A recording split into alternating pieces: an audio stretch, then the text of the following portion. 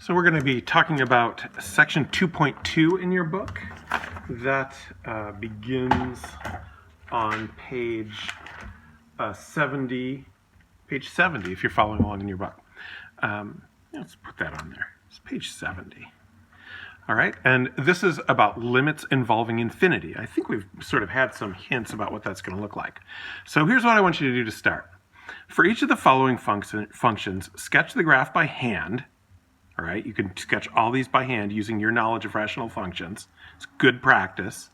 Then confirm your graph using your calculator. So try it by hand first. Then use your calculator to check, make sure you did it right. You got to be able to graph these on your own because graphing them on your own is really understanding it and not just letting the calculator tell you what it is. All right, but then use your calculator to confirm it, make sure you got it right. And I'm recommending a window for this of -5,5 by -5,5. So set that in your window. All right, here are the functions. 1 over x minus 2 squared, -1 over x minus 2 squared, 1 over x minus 2, and -1 over x minus 2. Once you get the graphs, using these graphs, what do you think should be the value of each limit? So I want the limit as x approaches 2 of f of x, that's this one. Limit as x approaches 2 of g of x, that's this one. Limit as x approaches 2 of h of x, that's this one. Limit as x approaches 2 of j of x, that's this one. So we want limits as x is approaching 2 on all of those. I want you to pause the video now, sketch the graphs, and make your speculations about the limits. I haven't told you what they should be yet. So you do what you think it should be, and then you'll see if you're right. Pause, do it. Okay, I'm not turning the page yet. Sorry. Okay, so now I'm assuming you are back and you've already made your graphs. So you saw, and let me also just, emphasize the value of graphing this by hand. Like, what does the graph of this look like? Well, I know that we have vertical asymptote at x equals 2.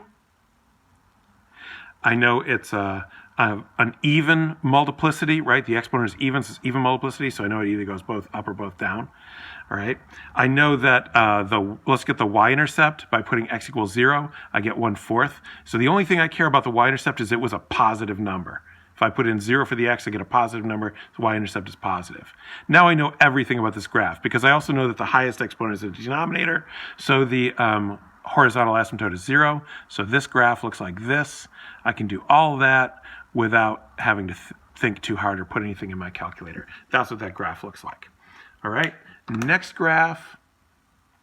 So now, like, you don't even have to even remotely think that hard. You can say, oh, I put a negative in front. What transformation is that? So this is a reflection over the x-axis. So here's this graph. It's the same thing, but it's just upside down. All right, that's that one. This is this one. Okay, what does 1 over x minus 2 look like? So you can think about the vertical asymptote at 2. X equals 2, here's our vertical asymptote. And you can think about, it's an odd multiplicity asymptote this time, so it's going to go up, down. My y-intercept is negative this time, right? -1/2. So that means it goes like this. All right, you can think about all that. Or you can think, I know what the graph of 1 over x looks like, right? 1 over x looks like this. And this is a horizontal shift of 2 to the right, so that's why it looks like that. All right, so like your knowledge of graphs is so much quicker than using your graphing calculator. And then this one, we just put a negative in front, so it's just going to be a reflection over the x-axis of the graph we just did. So that's going to look like this. All right, now let's talk about the limits. What did you say you think the limit as x approaches 2 of f of x is? Well, on this side, the y's are increasing without bound, so we say they're increasing toward infinity on both sides. So we're going to say that that limit is infinity. So if you guessed infinity, you guessed right. All right, looking at this one, where are the y's going on either side of the x equals 2? Right, x is approaching 2. So as the x's approach 2 from either side, what are the y's doing? They are plunging down to negative infinity. So that limit is negative infinity. All right, well, what about this one where on one side it goes up to infinity and on the other side it goes down to negative infinity? Well, what that means is that if I'm approaching from the left, I'm going to negative infinity. I'm going if I approach from the right, I'm going to positive infinity. So if I approach from the left and I approach from the right and I go to different places, what does that tell me about the limit? Does not exist. Does not exist.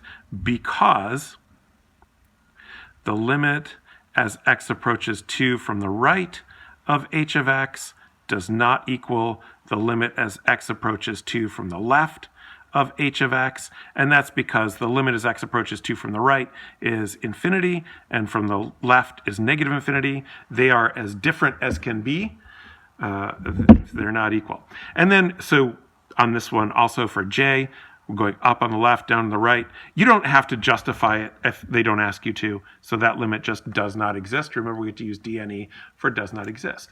All right, so that's a quick overview of what limits as we approach a constant. So the value that we're approaching, the limit point is a real number.